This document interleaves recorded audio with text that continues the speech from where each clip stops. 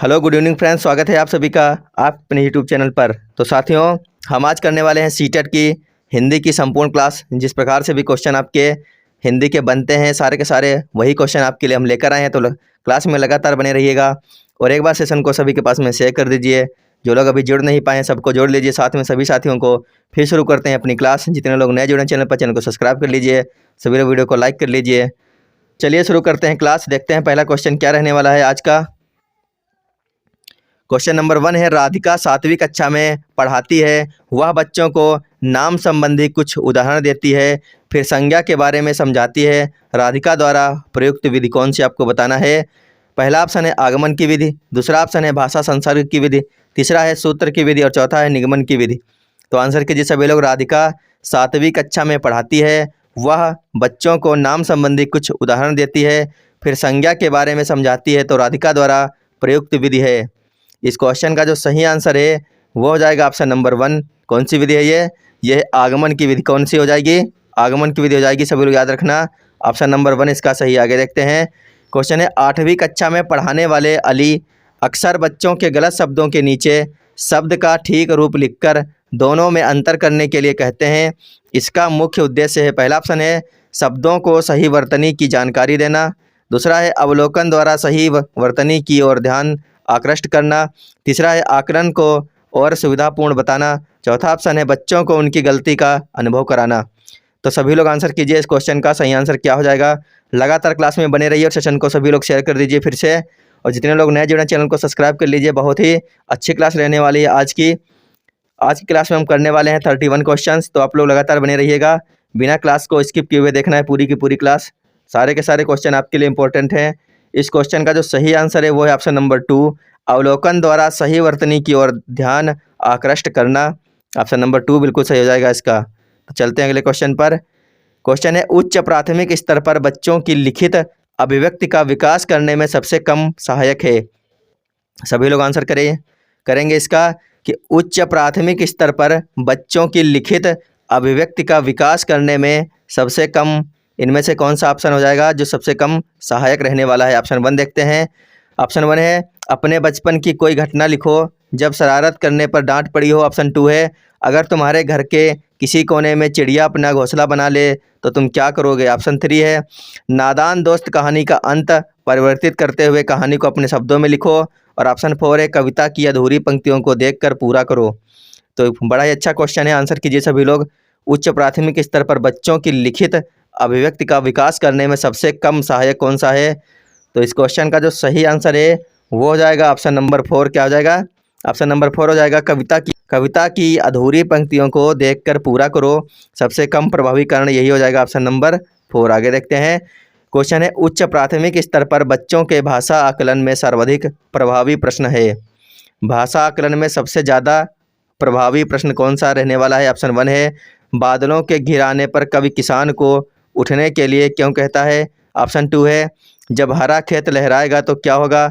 Option number 3 है तुम भी अपने ढंग से तनिक शब्द का इस्तेमाल करते हुए 5 वाक्य बनाओ। ऑप्शन नंबर 4 है रूप बदल कर बादल किसान के कौन से सपनों को साकार करेगा। तो इस क्वेश्चन का सही आंसर क्या हो जाएगा।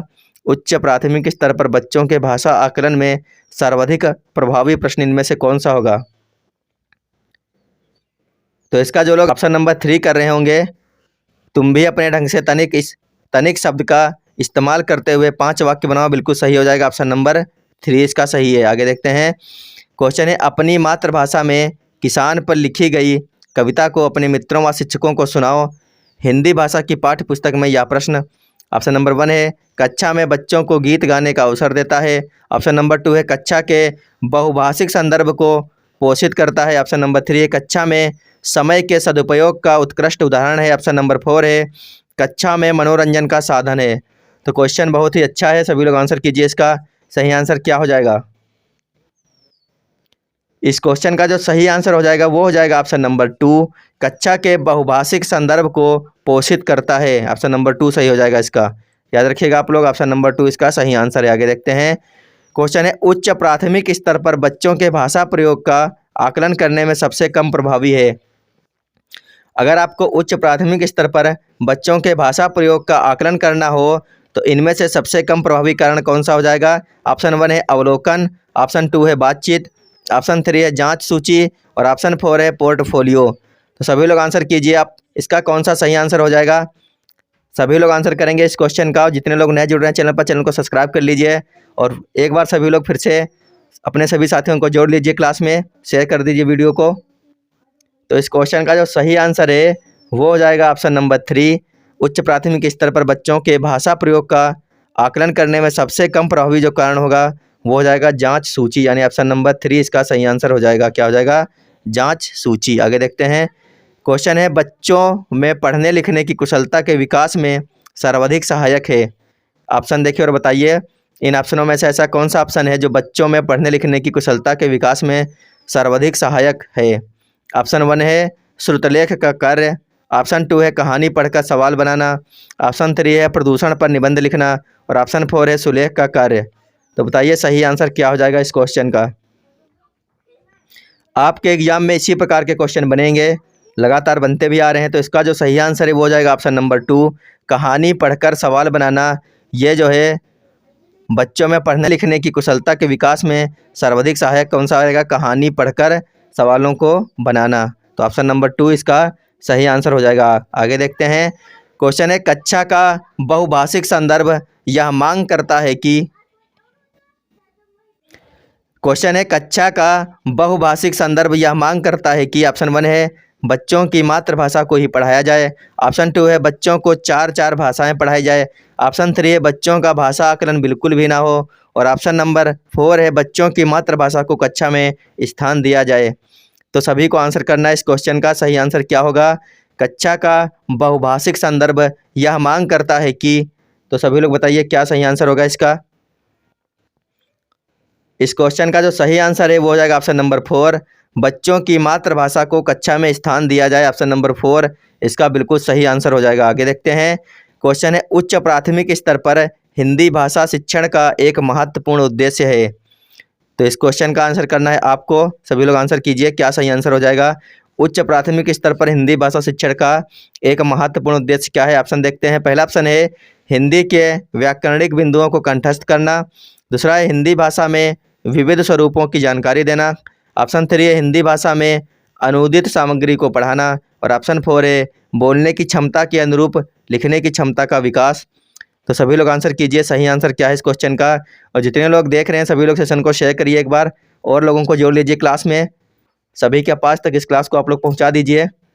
बहुत ही अच्छी क्लास है आज की, यहीं से क्वेश्चन आपको देखने को मिलेंगे एग्जाम में। तो इस क्वेश्चन का जो सही आंसर है वो हो जाएगा ऑप्शन नंबर 2, हिंदी भाषा में विविध स्वरूपों की जानकारी देना। क्या हो जाएगा? हिंदी भाषा में विविध स्वरूपों की जानकारी देना। ऑप्शन नंबर 2 इसका सही आंसर हो जाएगा। आगे देखते हैं। क्वेश्चन है उच्च प्राथमिक स्तर पर हिंदी भाषा शिक्षण का उद्देश्य नहीं है। आपको बताना है उच्च प्राथमिक स्तर पर इनमें से कौन सा उद्देश्य हिंदी भाषा शिक्षण का नहीं होगा। ऑप्शन नंबर 1 है निजी अनुभवों के आधार पर भाषा का सृजनशील इस्तेमाल करना, ऑप्शन नंबर 2 है भाषा की बारीकी और सौंदर्य बोध के लिए हिंदी भाषा का व्याकरण कंठस्थ करना, ऑप्शन नंबर 3 है विभिन्न साहित्यिक विधाओं और ज्ञान से संबंधित अन्य विषयों की समझ का विकास करना, ऑप्शन नंबर 4 है सरसरी तौर पर किसी पाठ को देखकर उसकी विषय वस्तु का पता करना। तो बिल्कुल सही आंसर क्या होगा इस क्वेश्चन का आपको करना है सटीक आंसर। ये क्वेश्चन आपको 3 से 4 बार हम अपनी क्लासों में करवा भी चुके हैं। तो जो लोग इसका ऑप्शन नंबर 2 कर रहे होंगे उनका सही आंसर है क्या हो जाएगा? भाषा की बारीकी और सौंदर्य बोध के लिए हिंदी भाषा का व्याकरण कंठस्थ करना। बिल्कुल भी नहीं होगा। कंठस्थ करना, रटना, रटाना ये सब नहीं होते हैं। तो ऑप्शन नंबर 2 इसका सही आंसर हो जाएगा। आगे देखते हैं। क्वेश्चन है उच्च प्राथमिक स्तर पर हिंदी भाषा सीखने में सबसे कम सहायक है। इनमें से ऐसा कौन सा ऑप्शन है जो हिंदी भाषा सीखने में उच्च प्राथमिक स्तर पर सबसे कम सहायक रहने वाला है? ऑप्शन 1 है पाठ्य पुस्तकों का प्रयोग, ऑप्शन 2 है संचार माध्यमों का प्रयोग, ऑप्शन 3 अन्य विषयों की कक्षाओं में भाषा पर ध्यान देना और ऑप्शन 4 है समृद्ध भाषा परिवेश की उपलब्धता। तो सभी को आंसर करना है इस क्वेश्चन का सही आंसर क्या हो जाएगा? इसका जो सही आंसर है वो हो जाएगा ऑप्शन नंबर 1, पाठ्य पुस्तकों का प्रयोग। क्या हो जाएगा? पाठ्य पुस्तकों का प्रयोग। आगे देखते हैं। क्वेश्चन है उच्च प्राथमिक स्तर पर बच्चों के लिए साहित्य का चयन करते समय आप किस बात का सर्वाधिक ध्यान रखेंगे। आज की जो हिंदी की क्लास है ये पेपर 1 यानी कि जो सीटेट का पेपर 1 होता है और पेपर 2 होते हैं, दोनों के लिए बराबर रूप से उपयोगी है। इसमें हम दोनों प्रकार के क्वेश्चन करवा रहे हैं जो आपके हिंदी पेपर फर्स्ट और पेपर सेकंड में दोनों में पूछे जाएंगे। सारे के सारे वही क्वेश्चन हैं। तो क्लास में बने रहिए और सेशन को शेयर कर दीजिए और वीडियो को लाइक कर लीजिए। इस क्वेश्चन का आंसर करना है कि उच्च प्राथमिक स्तर पर बच्चों के साहित्य का चयन करते समय आप किस बात का सर्वाधिक ध्यान रखेंगे। ऑप्शन 1 है रचनाओं की लंबाई, ऑप्शन 2 है बच्चों का स्तर और रुचि, ऑप्शन 3 है सरल भाषा और ऑप्शन 4 है रचनाकार की प्रसिद्धि। तो रचनाकार की प्रसिद्धि से हमें कोई मतलब नहीं है किसी भी प्रकार से। तो इस क्वेश्चन का सही आंसर हो जाएगा बच्चों का स्तर। बच्चों का स्तर क्या है और उनकी किसमें रुचि है। तो ऑप्शन नंबर 2 सही आंसर हो जाएगा बच्चों का स्तर और रुचि। आगे देखते हैं। क्वेश्चन है उच्च प्राथमिक स्तर पर मुहावरों और लोकोक्तियों के शिक्षण के संदर्भ में सर्वाधिक महत्वपूर्ण है। सभी लोग आंसर कीजिए। उच्च प्राथमिक स्तर पर मुहावरे और लोकोक्तियों के शिक्षण के संदर्भ में सर्वाधिक महत्वपूर्ण क्या है। ऑप्शन 1 है उनके अर्थ जानना, ऑप्शन 2 है उनका क्रम याद रखना, ऑप्शन 3 है संदर्भानुसार उनका प्रयोग करना और ऑप्शन 4 है उनकी परिभाषा याद करना। तो इस क्वेश्चन का आंसर करना है आपको। सही आंसर क्या होगा इसका, सभी लोग आंसर करेंगे। इस क्वेश्चन का सही आंसर क्या हो जाएगा। तो इसका जो सही आंसर है वो हो जाएगा ऑप्शन नंबर 3 संदर्भानुसार उनका प्रयोग करना। क्या हो जाएगा, संदर्भानुसार उनका प्रयोग करना। आगे देखते हैं। क्वेश्चन है कक्षा के बहुभाषिक और बहुसांस्कृतिक संदर्भों के प्रति संवेदनशीलता का विकास करना। तो सभी लोग आंसर कीजिए। कक्षा के बहुभाषिक और बहुसांस्कृतिक संदर्भों के प्रति संवेदनशीलता का विकास करना। ऑप्शन 1 है हिंदी भाषा शिक्षण के प्रति अरुचि का कारण है। ऑप्शन नंबर 2 है हिंदी भाषा शिक्षण में एक जटिल समस्या है। ऑप्शन 3 है हिंदी भाषा शिक्षण का एक मुख्य उद्देश्य है। ऑप्शन 4 है हिंदी भाषा नीति की एक जटिल समस्या है। तो इसका जो सही आंसर हो जाएगा वो हो जाएगा ऑप्शन नंबर 3 हिंदी भाषा शिक्षण का एक मुख्य उद्देश्य है। बिल्कुल सही आंसर है इसका ऑप्शन नंबर 3। आगे देखते हैं। क्वेश्चन है उच्च प्राथमिक स्तर पर पाठ्य पुस्तक में दिए विभिन्न साहित्यिक विधाओं के पाठ बच्चों को। इसका आंसर क्या होगा, सभी लोग आंसर कीजिए कि उच्च प्राथमिक स्तर पर पाठ्य पुस्तक में दिए विभिन्न साहित्यिक विधाओं के पाठ बच्चों को। ऑप्शन 1 है हिंदी भाषा के प्रसिद्ध रचनाओं से परिचित कराते हैं। ऑप्शन 2 है हिंदी भाषा में साहित्य सृजन के लिए प्रेरित करते हैं। ऑप्शन 3 है दर्शाए सभी विकल्प और ऑप्शन 4 है हिंदी भाषा की विभिन्न रंगतों से परिचित कराते हैं। तो इसका सही आंसर क्या हो जाएगा, सभी को आंसर करना है। सही आंसर क्या होगा इसका, इस क्वेश्चन का जो सही आंसर है वह हो जाएगा ऑप्शन नंबर 3। इसका सही आंसर है दर्शाए सभी विकल्प। क्या हो जाएगा, दर्शाए सभी विकल्प। अब आगे देखते हैं। आगे है निम्नलिखित गद्यांश को पढ़कर पूछे गए निम्नलिखित 9 प्रश्नों के सबसे उपयुक्त उत्तर वाले विकल्प चुनिए। आपको ये गद्यांश पढ़ना है और आपको इससे संबंधित 9 क्वेश्चन दिए जाएंगे। उनमें से आपको सबसे उपयुक्त विकल्प को चुनना पड़ेगा। तो गद्यांश पढ़ते हैं। गद्यांश दिया गया है हम श्वास द्वारा ऑक्सीजन ग्रहण करते हैं और कार्बन डाइऑक्साइड छोड़ते हैं। ऐसा ही अधिकतर जानवरों, चिड़ियों, रेंगने वाले जंतुओं, कीड़े मकोड़ों के द्वारा भी किया जाता है। दूसरी ओर सभी प्रकार की वनस्पतियां कार्बन डाइऑक्साइड ग्रहण करती हैं और ऑक्सीजन छोड़ती हैं। यदि हवा में लंबे समय तक ऑक्सीजन और कार्बन डाइऑक्साइड का अनुपात एक जैसा रहे तब उसका अर्थ होगा कि पौधे और प्राणियों का जीवन एक दूसरे के अस्तित्व के मामले में समान स्तर पर आ जाएगा। लेकिन यदि हम कार्बन डाइऑक्साइड का अनुपात वातावरण में बढ़ा दें तब प्रकृति के द्वारा लाखों सालों बनाकर रखा गया संतुलन बदल जाएगा। आगे है वातावरण और वनस्पतियाँ कार्बन डाइऑक्साइड का लगातार विनिमय करती रहती हैं। वातावरण में वह वनस्पतियों में जाती हैं। जब वनस्पतियाँ सड़ने लगती हैं तब उनमें से कार्बन डाइऑक्साइड निकलकर पुनः वातावरण में समा जाती है। वनस्पतियाँ इस प्रकार कार्बन डाइऑक्साइड बसंत और ग्रीष्म ऋतु में ग्रहण करती हैं और जब वे सर्दियों में नष्ट होने लगती हैं तब उसे छोड़ती हैं। इस प्रकार वातावरण में मौजूद कार्बन डाइऑक्साइड की मात्रा में मौसम दर मौसम फर्क होता है। तो यह था गद्यांश। अब हम करने वाले हैं इससे संबंधित 9 क्वेश्चनों के आंसर। तो देखते हैं इससे संबंधित पहला क्वेश्चन कौन सा है। क्वेश्चन है ऑक्सीजन ग्रहण करने में अधिकांश जीवधारियों का स्वभाव है। आपको बताना है ऑक्सीजन ग्रहण करने में अधिकांश जीवधारियों का स्वभाव किस प्रकार का है। पहला ऑप्शन है विचित्र प्रकार का है, दूसरा है मानव के विपरीत है, तीसरा है मानव से भिन्न है, चौथा है मानव की तरह है। तो सभी लोग आंसर कीजिए, इसका सही आंसर क्या हो जाएगा। तो इस क्वेश्चन का जो सही आंसर है, ऑक्सीजन ग्रहण करने में अधिकांश जीवधारियों का स्वभाव मानव की तरह ही है। तो ऑप्शन नंबर 4 हो जाएगा। हमने अभी पढ़ा भी है पीछे गद्यांश में, तो ऑप्शन नंबर 4 सही है, मानव की तरह। आगे देखते हैं। क्वेश्चन है, वनस्पतियां जब सड़ने लगती हैं तो वातावरण को डॉट डॉट मिलती है। क्वेश्चन है, वनस्पतियां जब सड़ने लगती हैं तो वातावरण को डॉट डॉट मिलती हैं। ऑप्शन 1 है जैविक खाद, ऑप्शन 2 है नाइट्रोजन, ऑप्शन 3 है ऑक्सीजन और ऑप्शन 4 है कार्बन डाइऑक्साइड। तो इसका सही आंसर क्या हो जाएगा आपको बताना है। वनस्पतियां जब सड़ने लगती हैं तो वातावरण को, इस क्वेश्चन का सही आंसर हो जाएगा, हमने पीछे पढ़ा भी है कि वनस्पतियां जब सड़ने लगती हैं तो वातावरण को कार्बन डाइऑक्साइड मिलती है। क्या मिलती है? कार्बन डाइऑक्साइड मिलती है। तो ऑप्शन नंबर 4 सही हो जाएगा इसका। आगे देखते हैं। क्वेश्चन है, विनिमय का अर्थ क्या है? बहुत सही, बहुत अच्छा क्वेश्चन है। विनिमय का क्या अर्थ होता है आपको बताना है। पहला ऑप्शन है आना और जाना, दूसरा है देना और खरीदना, तीसरा है लेना और पहुंचाना, चौथा ऑप्शन है लेना देना। तो बताइए विनिमय का अर्थ क्या हो जाएगा? आना जाना, देना खरीदना, लेना पहुंचाना या फिर लेना देना। इस क्वेश्चन का सही आंसर क्या होगा आपको बताना है। इसका जो सही आंसर हो जाएगा, विनिमय मतलब होता है लेना देना, तो ऑप्शन नंबर 4 सही होगा। लेन देन करना क्या कहलाता है? विनिमय कहलाता है। आगे देखते हैं। क्वेश्चन है, हम सांस के साथ क्या करते हैं? ऑप्शन 1 है कार्बन डाइऑक्साइड लेते हैं और ऑक्सीजन छोड़ते हैं, या फिर ऑक्सीजन छोड़ते ग्रहण करते हैं, तीसरा है ऑक्सीजन लेते हैं और कार्बन डाइऑक्साइड छोड़ते हैं, चौथा है कार्बन डाइऑक्साइड लेते हैं और छोड़ते हैं। तो बताइए हम सांस के साथ में इनमें से कौन सा ऑप्शन सही हो जाएगा? सभी को आंसर करना है। इस क्वेश्चन का सही आंसर क्या होगा? इस क्वेश्चन का जो सही आंसर है वो हो जाएगा ऑप्शन नंबर 3। हम लोग अपने सांस में ऑक्सीजन को ग्रहण करते हैं और कार्बन डाइऑक्साइड को छोड़ते हैं। तो इसका ऑप्शन नंबर 3 सही हो जाएगा, ऑक्सीजन लेते हैं और कार्बन डाइऑक्साइड छोड़ते हैं। जितने लोग इस समय क्लास में जुड़े हुए हैं सभी लोग सेशन को शेयर कर दीजिए, क्योंकि आज की क्लास बनाने में काफ़ी ज़्यादा मेहनत करनी पड़ी है आप लोगों के लिए। तो आप लोग इतना कर सकते हैं कि एक बार सभी साथियों के पास में इस सेशन को शेयर कर दीजिए। देखना ना देखना उनकी मर्जी पर डिपेंड करता है, लेकिन आप सेशन को शेयर कर सकते हैं, तो शेयर कर दीजिए सभी के पास में। और जितने लोग नए जुड़े हैं चैनल को सब्सक्राइब कर लीजिए अपनी टीचर्स की बेहतरीन तैयारी के लिए। तो चलते हैं अगले क्वेश्चन पर। क्वेश्चन है, पौधों और प्राणियों का जीवन एक दूसरे के अस्तित्व के समान आ जाएगा जब हवा में लंबे समय तक डॉट डॉट। तो आपको बताना है यहाँ पे हमें क्या भरना है। पौधे और प्राणियों का जीवन एक दूसरे के अस्तित्व के समान आ जाएगा जब हवा में लंबे समय तक। इस क्वेश्चन का सही आंसर आपको बताना है क्या होगा। सभी लोग आंसर करेंगे इसका। इसका जो सही आंसर हो जाएगा वो हो जाएगा ऑप्शन नंबर 4। क्या हो जाएगा? जब हवा में लंबे समय तक कार्बन डाइऑक्साइड और ऑक्सीजन का अनुपात समान रहे। ऑप्शन नंबर 4 इसका सही आंसर हो जाएगा। आगे देखते हैं।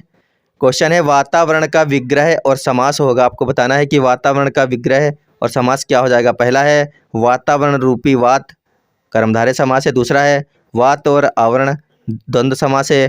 तीसरा है वात का आवरण, तत्पुरुष समास है। चौथा है वात का बना ऐसा आवरण, बहुब्रीहि समास है। तो बताना है आपको वातावरण का विग्रह और समास क्या होगा। इस क्वेश्चन का सभी को सही आंसर करना है। सभी लोग आंसर कीजिए, इसका सही आंसर क्या हो जाएगा। क्लास बहुत ही बेहतरीन है, आप लोग लगातार बने रहिए। इसका जो सही आंसर है वो हो जाएगा ऑप्शन नंबर 3। क्या हो जाएगा? वात का आवरण तत्पुरुष समास। क्या हो जाएगा? वातावरण का विग्रह होता है वात का आवरण और समास कौन सा होगा? तत्पुरुष होगा। तो ऑप्शन नंबर 3 सही है इसका। आगे देखते हैं। क्वेश्चन है, गद्यांश का मुख्य विषय क्या है। आपको बताना है गद्यांश का मुख्य विषय क्या हो जाएगा। पहला है बसंत और ग्रीष्म ऋतु में वनस्पतियां, दूसरा है ऑक्सीजन और कार्बन डाइऑक्साइड का संतुलन, तीसरा है श्वास द्वारा ऑक्सीजन ग्रहण करना, चौथा ऑप्शन है पौधों और प्राणियों का जीवन। तो इस गद्यांश को जब हम पढ़ रहे थे तो हमें सबसे ज़्यादा किस चीज़ के बारे में मालूम हो रहा था? ऑक्सीजन और कार्बन डाइऑक्साइड के बारे में ही पता चल रहा था बार बार। तो इसका जो गद्यांश का मुख्य विषय है वो हो जाएगा ऑप्शन नंबर 2, ऑक्सीजन और कार्बन डाइऑक्साइड का संतुलन। आगे देखते हैं। क्वेश्चन है, श्वास और ऑक्सीजन शब्द हैं। श्वास और ऑक्सीजन शब्द कैसे हैं? तत्सम आगत, दूसरा है तद्भव देशज, तीसरा है तत्सम तद्भव, चौथा है देशज और आगत। तो आपको बताना है श्वास और ऑक्सीजन शब्द कैसे हैं। इस क्वेश्चन का सही आंसर क्या हो जाएगा। सभी लोग आंसर कीजिए। सही आंसर इसका क्या होगा। इसका जो सही आंसर हो जाएगा वो हो जाएगा ऑप्शन नंबर 1। श्वास और ऑक्सीजन शब्द कैसे हैं? तत्सम है और आगत हैं। ऑप्शन नंबर 1 सही होगा, तत्सम आगत। क्या सही हो जाएगा? तत्सम और आगत। आगे देखते हैं। क्वेश्चन है, लंबे समय तक पद व्याकरण की दृष्टि से। पहला ऑप्शन है क्रिया विशेषण, दूसरा है संज्ञा, तीसरा है विशेषण और चौथा है सर्वनाम। सभी लोग आंसर कीजिए। लंबे समय तक पद व्याकरण की दृष्टि से है, इसका सही आंसर क्या होगा। इसका जो सही आंसर होगा वो हो जाएगा ऑप्शन नंबर 1। लंबे समय तक पद व्याकरण की दृष्टि से क्रिया विशेषण है। क्या है? क्रिया विशेषण है। ऑप्शन नंबर 1 सही आंसर। आगे देखते हैं। क्वेश्चन है, निम्नलिखित काव्यांश को पढ़कर पूछे गए निम्नलिखित 6 प्रश्नों के सबसे उपयुक्त उत्तर वाले विकल्प को चुनिए। अब इस हम काव्यांश को पढ़ेंगे, इसके बाद में इससे पूछे गए 6 प्रश्नों के आंसर देने की कोशिश करेंगे। तो चलिए पढ़ते हैं अपना ये काव्यांश। दिया है, वह आता है दो टूक कलेजे को करता पछताता, पथ पर आता पेट पीठ दोनों मिलकर हैं एक, चल रहा लकुटिया टेक, मुट्ठी भर दाने को भूख मिटाने को, मुँह फटी पुरानी झोली को फैलाता, टूक कलेजे को करता पछताता, पथ पर आता। तो ये था हमारा काव्यांश। अब हम करने वाले हैं इससे संबंधित 6 प्रश्नों के उत्तर। पहला क्वेश्चन है, पेट पीठ दोनों मिलकर एक, इसका कारण हो सकता है। आपको बताना है कि पेट और पीठ दोनों मिलकर एक हो गए हैं, तो इसका कारण क्या हो सकता है। ऑप्शन 1 है भीख मांगने का नाटक करना, ऑप्शन 2 है सिकुड़ कर बैठना, ऑप्शन 3 है झुककर चलना, और ऑप्शन 4 है कुछ भी भोजन ना करना। सभी लोग आंसर कीजिए, इसका सही आंसर क्या होगा। इस क्वेश्चन का जो सही आंसर हो जाएगा वो हो जाएगा ऑप्शन नंबर 4। व्यक्ति को जब कुछ भी खाने को नहीं मिलेगा तो उसका पेट और पीठ क्या होता है, एक में ही मिल जाएगा। तो इसका यही आंसर सही है, कुछ भी भोजन ना करना। आगे देखते हैं। क्वेश्चन पूछा गया है, कलेजे के दो टूक करना का आशय क्या है। कलेजे के दो टूक करना का आशय क्या हो जाएगा। ऑप्शन 1 है कठिनाई पैदा करना, ऑप्शन 2 है टुकड़े टुकड़े करना, ऑप्शन 3 है मन को कष्ट पहुंचाना, और ऑप्शन 4 है दिल की चीर फाड़ करना। तो सभी लोग आंसर कीजिए, कलेजे के दो टूक करना का आशय क्या हो जाएगा। इस क्वेश्चन का आंसर सभी लोग बताइए क्या सही है। तो इसका जो सही आंसर है वो हो जाएगा ऑप्शन नंबर 3, मन को कष्ट पहुंचाना। यानी कि कलेजे के दो टूक करना, इसका आशय होता है मन को कष्ट पहुंचाना। ऑप्शन नंबर 3 इसका सही आंसर हो जाएगा। चलते हैं अगले क्वेश्चन पर। क्वेश्चन है, काव्यांश से हमारे मन में उठने वाला मुख्य भाव है। पहला ऑप्शन दिया गया है वीरता का, दूसरा है श्रृंगार का, तीसरा है हास्य का, और चौथा है करुणा का। तो जो हम काव्यांश को पढ़ रहे थे तो इसमें कहीं पर वीरता, श्रृंगार या फिर हास्य की बात हमें नहीं दिख रही थी। तो इसका जो सही आंसर हो जाएगा वो हो जाएगा ऑप्शन नंबर 4। क्या हो जाएगा, करुणा हो जाएगा। क्या हो जाएगा, करुणा। आगे चलते हैं। क्वेश्चन है, वह आता में वह सर्वनाम किसका घोतक हो सकता है। वह आता में आपको बताना है वह जो है सर्वनाम किसका घोतक हो सकता है। पहला है विकलांग, दूसरा है गांधी जी, तीसरा है भिक्षुक, और चौथा है अतिथि। सभी लोग आंसर कीजिए, वह सर्वनाम किसका घोतक हो सकता है, इसका कौन सा ऑप्शन सही हो जाएगा। तो इस क्वेश्चन का सही आंसर क्या होगा, भिक्षुक हो जाएगा। क्या हो जाएगा, भिक्षुक। आगे देखते हैं। क्वेश्चन है, मुँह शब्द में प्रयुक्त चंद्र बिंदु है। मुँह शब्द में प्रयुक्त चंद्र बिंदु कैसी है। अनुनासिक है, नासिक्य है, शिरोरेखा है, या फिर अनुस्वार है। तो बताइए, मुँह शब्द में प्रयुक्त चंद्र बिंदु है अनुनासिक, नासिक्य, शिरोरेखा या फिर अनुस्वार। तो इस क्वेश्चन का सभी को करना है सही आंसर। सभी लोग आंसर कीजिए, देखते हैं आपकी व्याकरण कितनी मजबूत है। तो इसका जो सही आंसर हो जाएगा वो हो जाएगा ऑप्शन नंबर 1। मुँह शब्द में प्रयुक्त चंद्र बिंदु कैसी है, अनुनासिक है। कैसी है, अनुनासिक। ऑप्शन नंबर 1 इसका सही आंसर है। आगे देखते हैं। क्वेश्चन है, ये तो हो गया। अगला क्वेश्चन है, भिखारी अपनी झोली क्यों फैलाता है। आपको बताना है भिखारी अपनी झोली क्यों फैलाता है।